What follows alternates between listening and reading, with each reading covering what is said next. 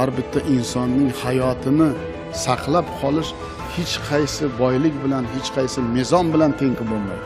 Kelinglar shu tibbiyot xodimlariga alohida bir rahmat deyaylik.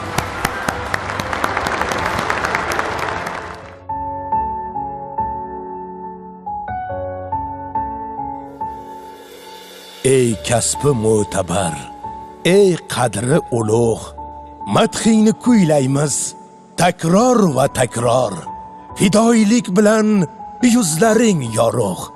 Ey sen mehri malham, aziz shifokor. Mardlikdir el uchun xatarga bormoq. Ko'rinmas yov bilan jangdasan shu tob. Sen og'riq jonlarga darmon bo'lgan chog'. Savoblar yog'ilar ko'kdan behisob. Azizim shifokor, ey jon